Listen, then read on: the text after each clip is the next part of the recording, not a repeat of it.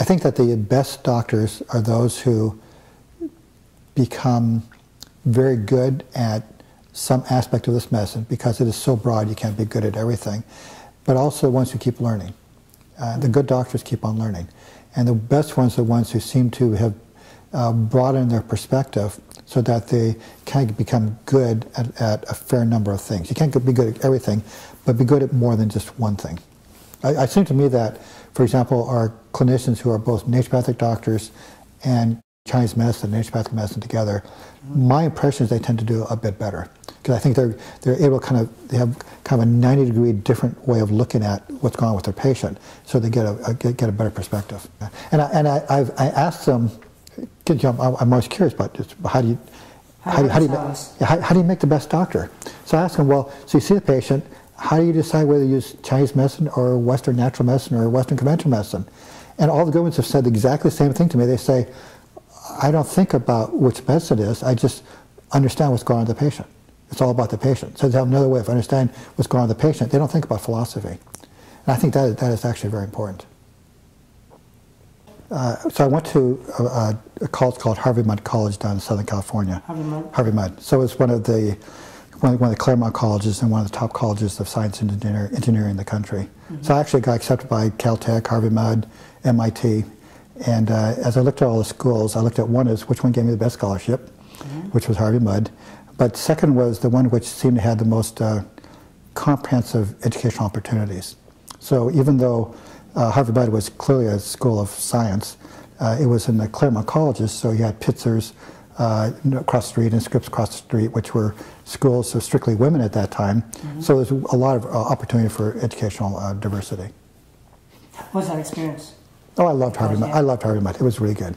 It was what I've said to my children, as based on my own experience, was a big advantage of Harvey Mudd was it taught you how to think, not just taught you classroom material. Mm-hmm. So they always were emphasizing on understanding what you're doing rather than necessarily getting exactly the right answer. You had to know what you're doing. So it was a good school. I liked it a lot. So Harvey Mudd, I graduated with honors, and hadn't my choice of graduate school, so I decided to go to the East Coast to Cornell, and was working on a doctorate in material science. So kind of a logical extension of the work I'd done with metallurgy. And I liked it from the perspective of being science. Mm-hmm. But then two things happened that changed my life. One was that was the height of the Vietnam War. And I was looking at the work that I was doing as being contributing to the war effort, and I decided I didn't want to do that. And second, during our first Christmas break, the friends from Harvey Mudd got together in Las Vegas to have a little break between courses. And my friends talked about being a vegetarian and how it changed their lives.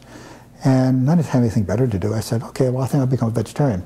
So I just went like that, just strict vegetarian. Mm-hmm. And I saw my body go through a lot of changes, and it started getting me interested in health.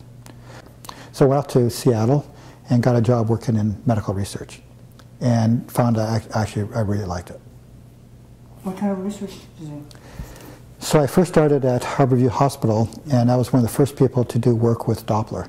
So actually the research group I was part of. Vascular Doppler? Vascular Doppler. What year was that?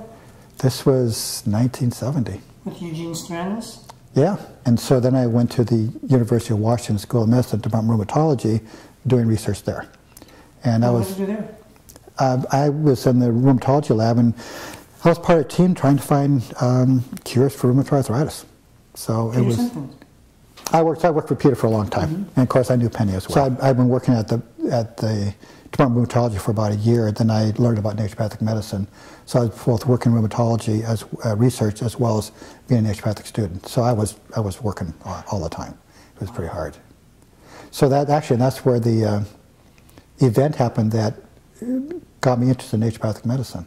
Tell me. So, okay, so I was working in medical research and really enjoying it, because I thought, okay, now I'm ready to go back to get a PhD.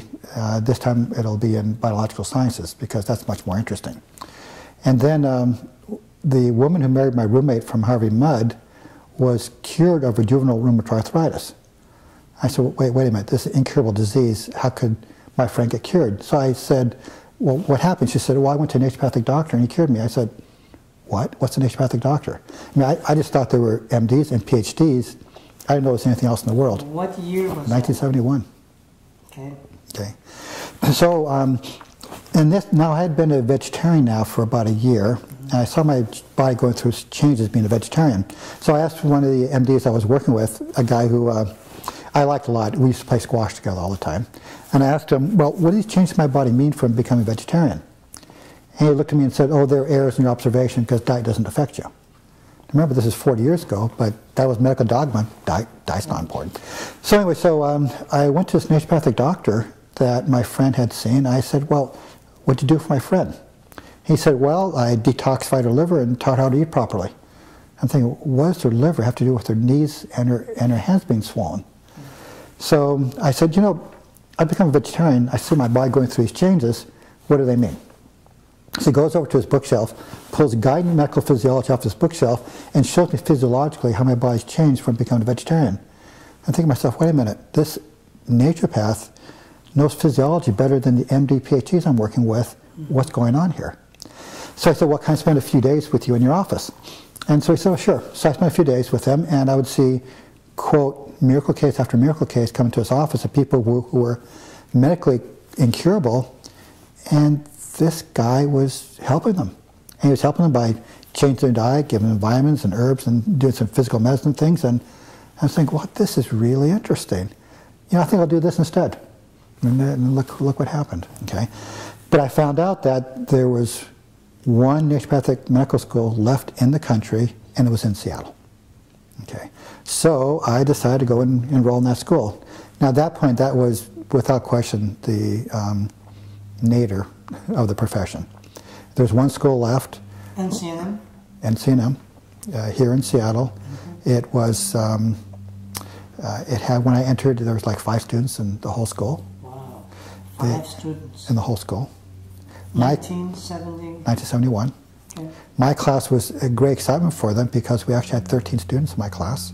So for them, this was just incredibly exciting. The classes were all taught at night and weekends. They were taught by the naturopaths who were doing it for free to keep the medicine alive.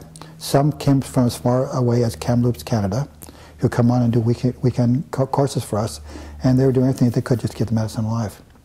So on the one hand, the educational experience was actually pretty poor. I mean here, I've been to Harvard Med, I've been to Cornell, I knew what good education was like.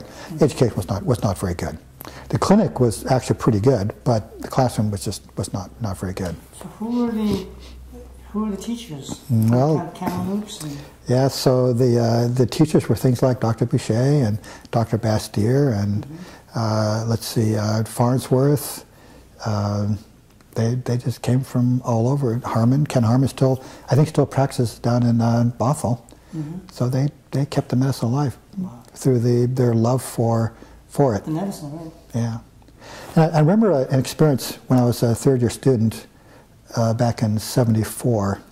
We were on a field. At that time you had moved to Portland, is that correct? Or No, school was still here in Seattle. Okay. Yeah, so I was the second to last class to go all the way through in Seattle. Okay, but while I was a student, they actually moved it. But they moved to Kansas, not to Portland. I'll tell you more about the story if you want to hear about it. But anyway, I remember vividly doing a field trip with Dr. Bastier up in the mountains. We were showing us various herbs and talking about how they're used clinically. I mean, in many ways, it was magical. Here you have this master walking through the forest with you, showing you the treasures that nature has made available to us. So on one hand, it was fantastic. But on the other hand, there had been a state Supreme Court decision saying that basically naturopathic doctors had no right to diagnose or treat patients.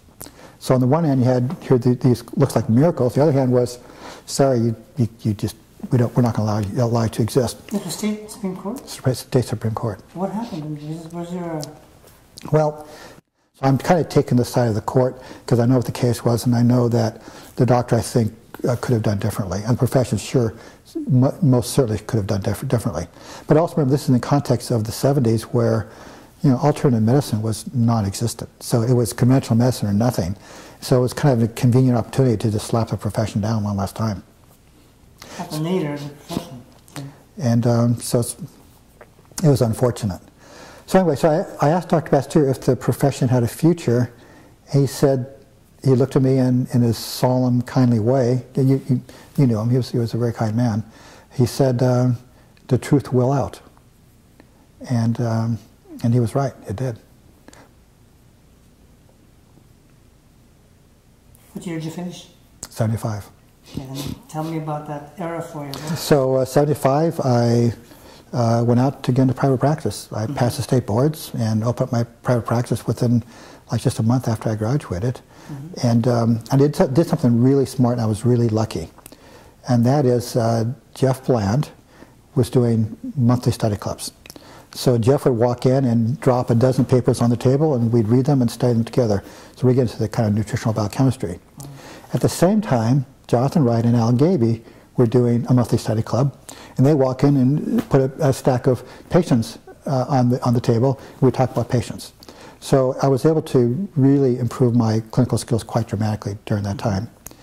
Also, because I was aware that the school as I had gone to it was not up to modern standards of education, I got myself elected to the Board of Trustees of National College of Naturopathic Medicine, which had then moved to Wichita, Kansas, where they did the basic sciences, and then later on to Portland, Oregon, where they're doing the clinical sciences. And I drove from Seattle to Wichita, Kansas, met with the students because they were really upset with their quality of education. And as a very young man of 27 at the time, I think it was, I said, well, I'm going to spend 2 years helping NCNM get up to modern standards of education. And if they don't do that, I will start my own school. So I was really young at the time. Okay. But I put 2 years into it and couldn't get them out of the bunker mentality because they were the last school in the country and they weren't willing to take a risk. So in 1978, the opportunity became available for me to create a school to do it right, and enough pieces came together that I was able to make it happen. How'd you do it? Okay, so first off, I went to talk to my friends Bill Mitchell and Les Griffith, and I said, okay, and I made this pledge, and there's an opportunity. And the opportunity was that Seattle Central Community College had been approached by a student from Alaska who wanted Seattle Central Community College to do the basic sciences, just like Wichita was doing, and then feed students to Portland to do the clinical sciences. And the NCNM in Portland at that time decided that their contract with Wichita would not allow them to do that. So I went and talked to the dean of the academics there at Seattle Central Community College. Herb Bryce was his name. And I said, you know, how about if you do it for us? And he said, well, you know, my favorite wacky old uncle was a naturopathic doctor down in California. Wow. And he said, you know, he said, you know, let's give it a try. So he said, well, okay, well, let's give it a try. So my favorite old uncle is a naturopath down in California. Yes. So I got to go with my friends Les Griffith and Bill Mitchell and said, hey, why don't we do this?